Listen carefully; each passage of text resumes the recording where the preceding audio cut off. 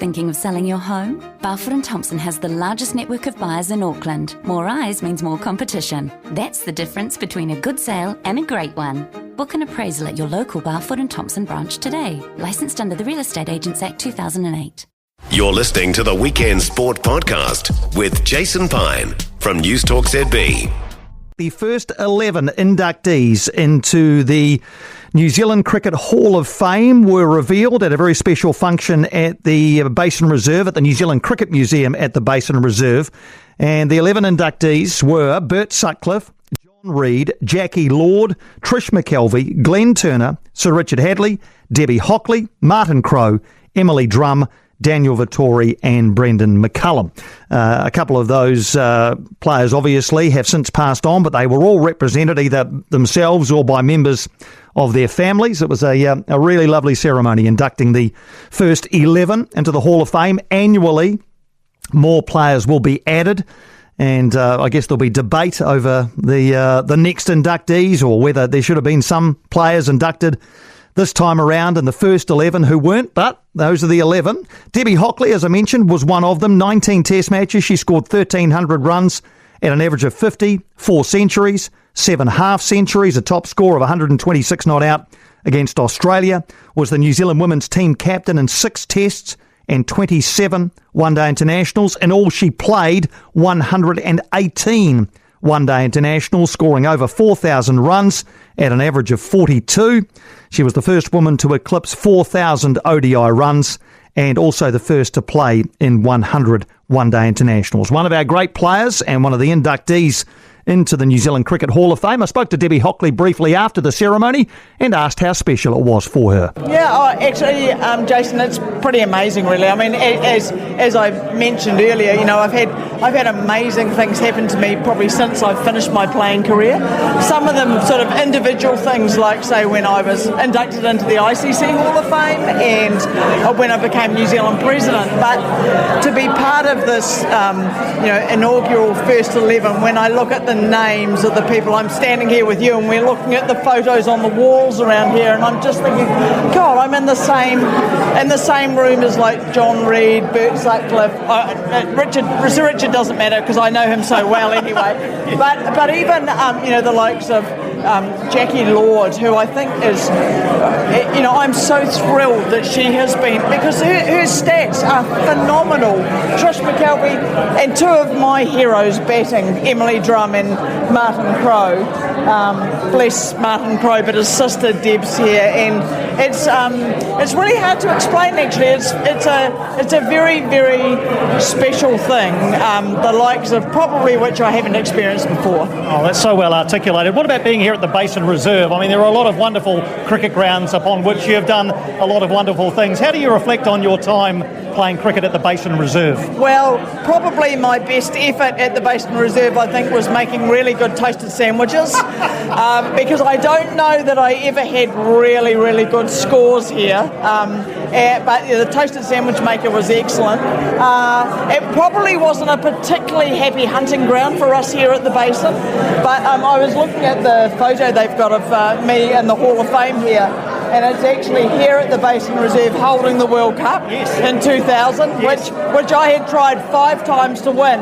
Finally got my hands on the blooming thing, and so that photo was taken at the Basin, so that's probably my most special memory of the Basin. And the other great thing about this is that you're the initial inductees, but annually you're going to be joined by many, many more of your countrymen and women who have excelled in cricket as well.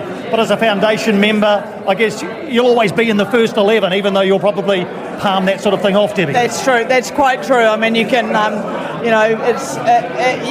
you can only ever have the very first thing of something once, if that makes sense to you. Yes. And I think I feel, I just feel like, I don't know, it's all the cliches. Like you feel honoured and very privileged to be part of it. But also when I thought, like during this week when I thought about it, in some ways it allows you to think, well, you've actually done something quite cool over the years. You know, you've not been too shabby as a player, and that's actually very nice to reflect on as well, and to be acknowledged. That's the other thing, is to be acknowledged by someone else, to be part of this first 11 it's very cool. That's Debbie Hockley, who was one of the initial inductees, as was Emily Drumm, who became the first New Zealand cricketer to captain a World Cup winning side after New Zealand's memorable 4-run win against Australia at the Bert Sutcliffe Oval in the year 2000. She played in 5 tests and in the last 2 produced scores of 161 not out and 62 not out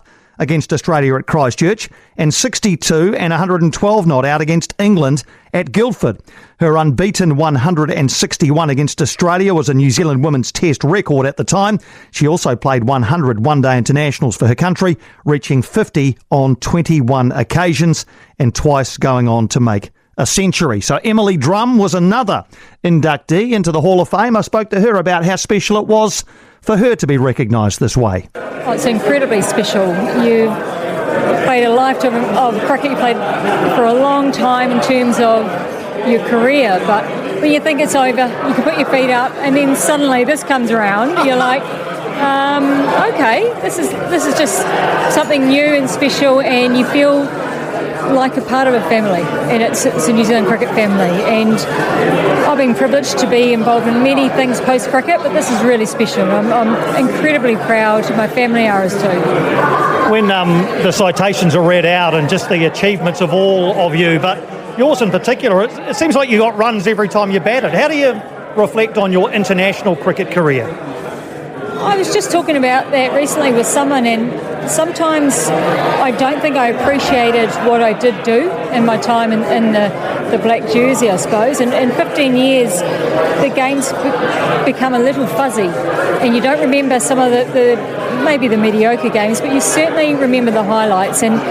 yeah, there's some big test innings in there, and I certainly had a ball with the red ball, you could say, and white ball was probably our bread and butter.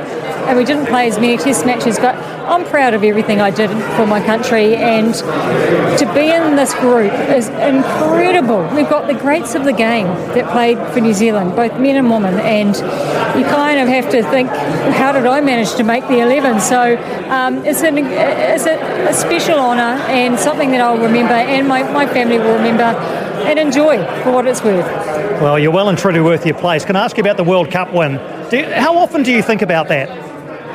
Well, I would prefer to think about the most recent one, to be fair, because that's incredible. I still have to pinch myself to remind myself that actually happened only a few months ago, if that. But, well, look, we think about it a lot. And I was just talking to one of the girls, and just the moments that you remember are not necessarily the trophies, but it's the times after you win the trophies, because that's what it's all about. And you look at each other in the eye and you say, we did it. We finally did it. And to climb that Everest, to get to the top and say that you've won the biggest trophy of all at that time, it doesn't get much better than that. But it's just one of the peaks that I had of my career, but I'm just so delighted for the recent crop to get that enjoyment, and you'll never ever surpass it. That first time will always be the best time, and I would love if they could do it again, but man, that's just been the greatest thing in recent times for the women's game. That's Emily Drumm, another inductee. And finally, from the ceremony on Thursday night, Brendon McCullum, captain who led New Zealand out of the doldrums to establish itself by the time he retired as one of the best teams in the world.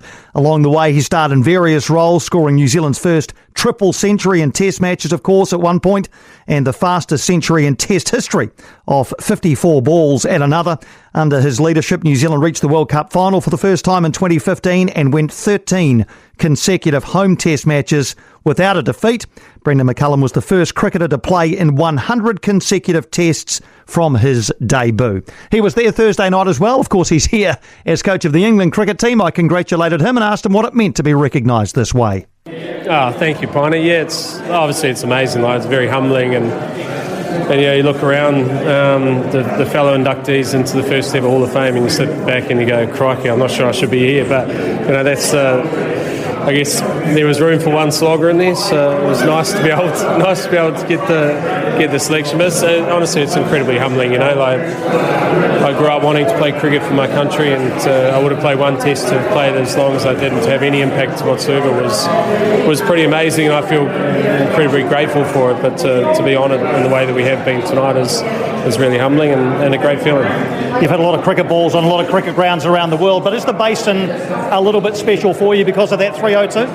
Yeah, definitely. I think what it meant for the country and those that support New Zealand cricket, and obviously the journey that we've been on with Martin Crowe's, the late great Martin Crowe's 299, and then for someone to have got over that hurdle and to see how much it meant to the packed house that day as well. It is a significant sort of place for me, and I've had some really special memories here, and not always your own memories. I remember times where we've bowled teams out and have famous test wins here that you've been a part of, and other guys been successful. And it's just a great ground to play. It's so unique in its own way, and it's obviously the home of the New Zealand Cricket Museum, and it really is the HQ of New Zealand cricket. And you refocus quickly now after tonight, back into your day job of coach of the England side. You're looking forward to the next 5 days? Yeah, well, that's just like irony in the whole thing. Is just sort of, obviously tomorrow we go to battle, and I'm trying to find ways for our England boys to hopefully take a 2-0 lead in the series. But I really look forward to it. I thought the first Test match was a lot closer than what the margin looked on paper. I think if New Zealand were able to hold their catches, then it would have been a little bit different, and they would have put us under a lot of pressure. So we know that we're realistic with the standards that we need to meet, and make sure that we go out there and still play the style that gives us our best chance. And I think it's going to be a ripping Test match, and it'll be well attended, and hopefully we see a tight victory one way or the other. So congrats on this, Baz. Great to see you. Thanks, Piney. You too. Cheers, mate. That is Brendon McCullum, who was inducted on Thursday night as well. And then, as I mentioned to him, got into his day job, which is coaching this England cricket team. For more from Weekend Sport with Jason Pine, listen live to News Talk ZB weekends from midday, or follow the podcast on iHeartRadio.